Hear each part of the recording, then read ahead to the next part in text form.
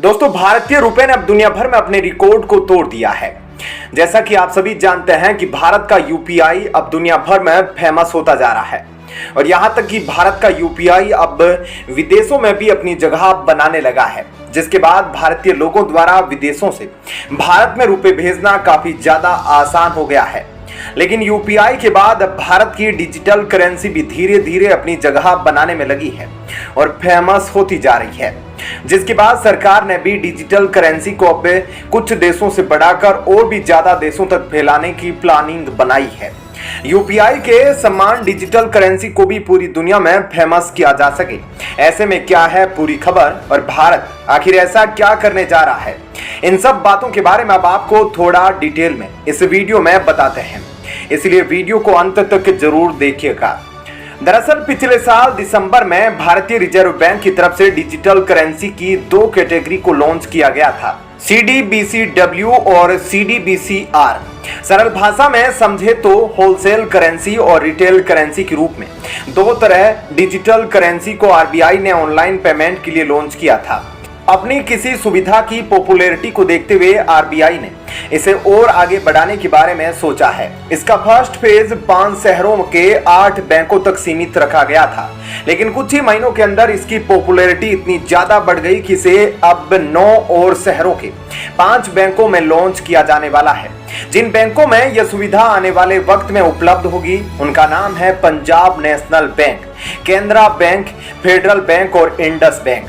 और जिन शहरों में यह सुविधा शुरू होने वाली है उनका नाम है मुंबई, नई दिल्ली, बेंगलुरु, भुवनेश्वरम और उसके बाद अहमदाबाद, गुवाहाटी, हैदराबाद, इंदौर, कोची, लखनऊ, पटना और शिमला तक में इसे एक्सटेंड किया जाएगा। डिजिटल करेंसी फिजिकल करेंसी का ही इलेक्ट्रॉनिक फॉर्म है और यह पूरी तरह से सिक्योर और यूजफुल होती है। डिजिटल करेंसी का इस तरह से एक्सटेंड होने के कई सारे पहलू हैं।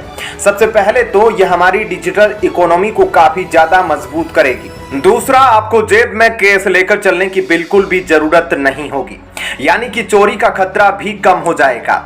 मोबाइल वॉलेट की तरह ही इससे भी पेमेंट किया जा सकता है, यानी कि इसे इस्तेमाल करना बहुत ही आसान है। डिजिटल मनी को आसानी से किसी भी और फॉर्म में जैसे कि बैंक करेंसी या कैश के फॉर्म में कन्वर्ट किया जा सकता है। इस डिजिटल करेंसी के जरिए विदेशों में पैसा भेजने की लागत में भी काफी कमी आएगी। साथ ही हमारे ई रुपए की वैल्यू भी मौजूदा करेंसी के बराबर हो जाएगी। भारत का यूपीआई ऑलरेडी दुनिया के कई सारे देशों में अपनी जगह बना चुका है। इसके अलावा भारत रुपए में पेमेंट भी करने के लिए कई देशों के साथ बातचीत कर रहा है, जिसमें 18 से ज्यादा देशों के साथ भारत वोस्ट्रो अकाउंट खोल चुका है।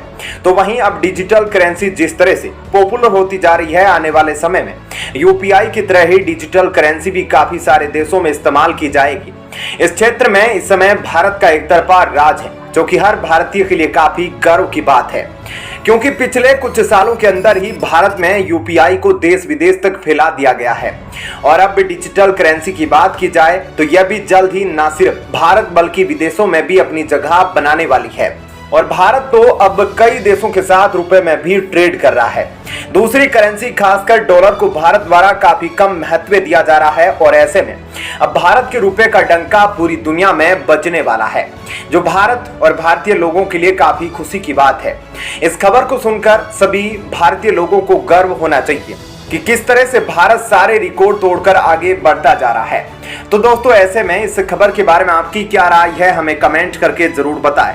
और अब आपको बताते हैं ऐसी ही एक और बड़ी खबर।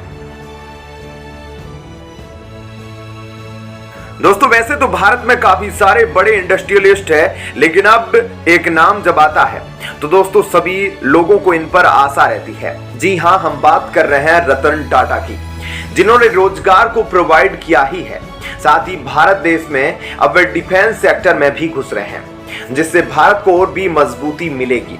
और वे समय समय पर विदेशों की भी मदद करते हैं। और ऐसा ही कुछ हुआ है जब उनको पूरी दुनिया थैंक यू टाटा यानी कि रतन टाटा को थैंक यू बोल रही है।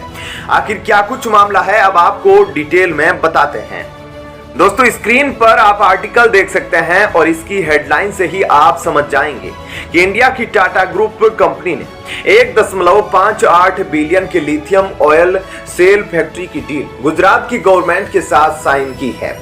जिसका इंस्टॉलेशन गुजरात के सनानंद में किया जाएगा, जो कि धोलेरा स्मार्ट सिटी से 90 से 100 किलोमीटर की दूरी पर स्थित है। भारतीय रुपए में देखा जाए तो 1.58 बिलियन डॉलर यानी कि 130 बिलियन रुपए का इन्वेस्टमेंट टाटा कंपनी ने इस प्रोजेक्ट पर करने का बड़ा फैसला लिया है।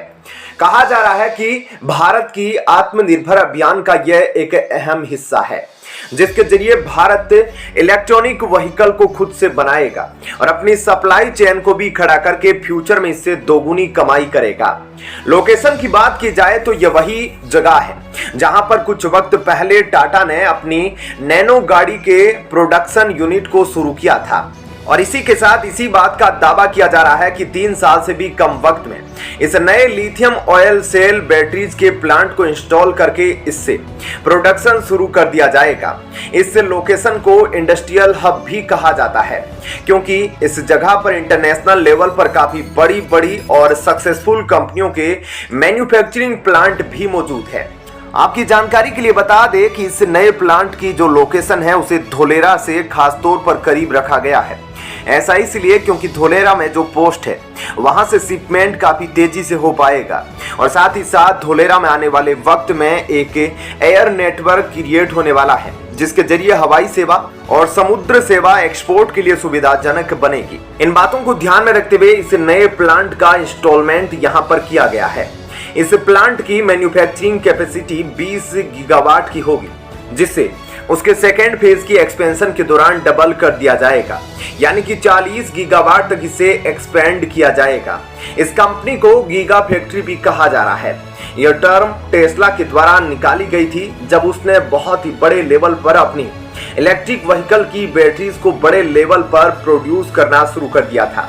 तभी से जब भी कोई ऐसा प्लांट बनाया जाता है जिसमें लार्ज स्केल इलेक्ट्रिक व्हीकल की बैटरी मैन्युफैक्चरिंग हो रही हो, और फैक्ट्रीज को गीगा फैक्ट्री कहा जाता है। इस नए प्लांट के बनने से और इसमें होने वाली बैटरी के मैन्युफैक्चरिंग से वह भारत में होने वाले फायदे की अगर बात करें तो आपको बता दें कि भारत की पॉपुलेशन से अगर कंपेयर किया जाए तो भारत के अंदर कार मार्केट बहुत छोटा है, और उसे भी छोटा है इलेक्ट्रिक व्हीकल का मार्केट, जिसका पूरा डोमिनेंस फिलहाल टाटा कंपनी का ही है। पिछले साल के आंकड़ों की अगर बात की जाए तो इलेक्ट्रिक व्हीकल ने मार्केट में सिर्फ 1% की कमाई की है, जिसका मतलब यह है कि इंडिया में टोटल इलेक्ट्रिक गाड़ियों का जो सेल है वह 3.8 मिलियन डॉलर तक रहा है, जो कि भारत के कंपैरिजन में बहुत ही छोटा नंबर है। ऐसे में दोस्तों इस नए प्रोजेक्ट के जरिए भारत में इलेक्ट्रिक व्हीकल मार्केट और भी ज्यादा बड़ा होने वाला है।